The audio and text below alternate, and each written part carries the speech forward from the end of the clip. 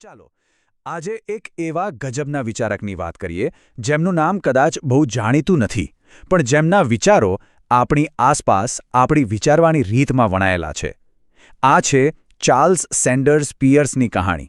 જરા વિચારો તો, જો કોઈને પૂછવામાં આવે કે અમેરિકાના સૌથી મહાન ફિલોસોફર કોણ હતા તો મનમાં ક્યાં નામો આવશે?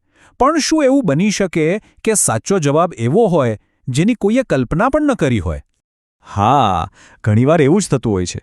જે સૌથી વધુ પ્રભાવશાળી હોય છે એ જ ઘણીવાર પડદા પાછળ રહી જાય છે.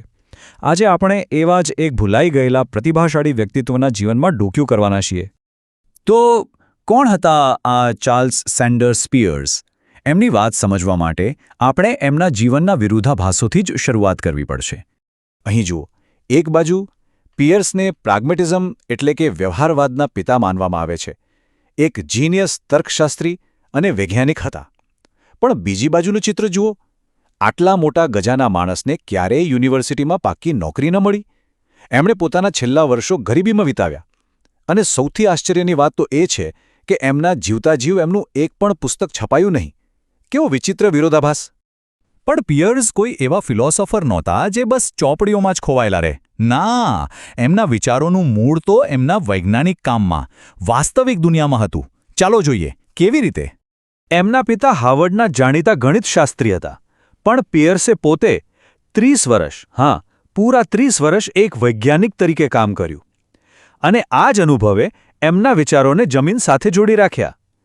એમના વિચારો માત્ર હવાઈ કિલ્લા નહોતા, પણ વાસ્તવિક દુનિયાના અનુભવમાંથી ઘડાયા હતા. પિયર્સનું પહેલું મોટું કામ શું હતું? એમણે એક એવી સમસ્યાનો ઉકેલ શોધી કાઢ્યો જે આપણા બધાને નડે છે: ગૂંચવણભર્યા અને અસ્પષ્ટ વિચારો. આના માટે એમણે એક ક્રાંતિકારી પદ્ધતિ આપી. તો આ વ્યવહારવાદ એટલે કે પ્રેગ્મેટિઝમ છે શું?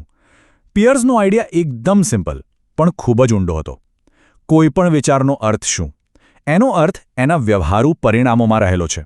જો કોઈ વિચારથી દુનિયામાં પ્રેક્ટિકલી કોઈ ફરક જ ન પડતો હોય તો એ વિચારનો કોઈ મતલબ નથી. છે ને એકદમ પાવરફુલ વાત? આ વાતને એમણે પોતાના પ્રખ્યાત પ્રેગ્મેટિક મેક્સિમમાં કહી.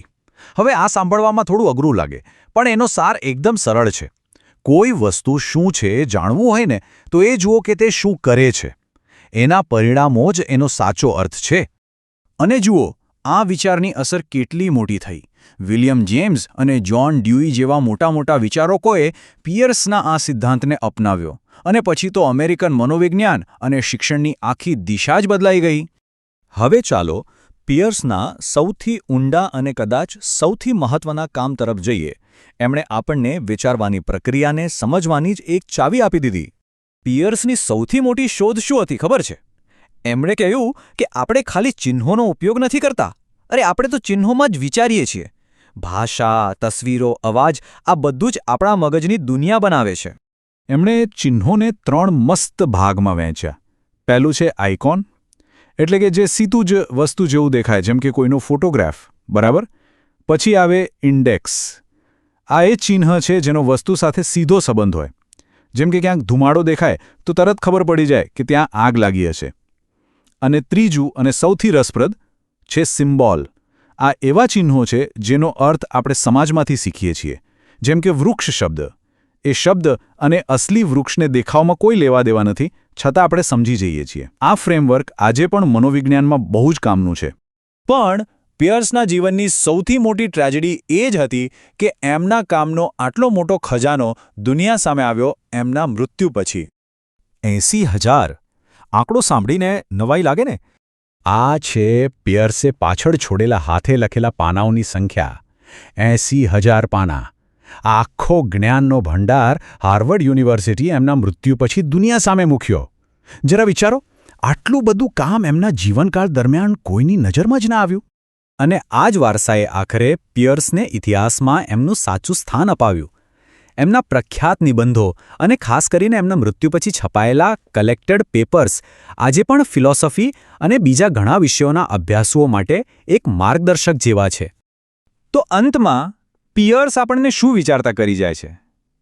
એ જ કે આપણી આસપાસની દુનિયા ચિહ્નોથી ભરેલી છે. જરા આંખ ખોલીને જુઓ. રસ્તા પરના લોગોથી લઈને ટ્રાફિક લાઇટ સુધી, અને આપણે જે શબ્દો બોલીએ છીએ ત્યાં સુધી. આ બધા ચિહ્નો ભેગા મળીને આપણી વાસ્તવિકતાને કેવી રીતે ઘડે છે, આના પર વિચારવું ખરેખર રસપ્રદ છે.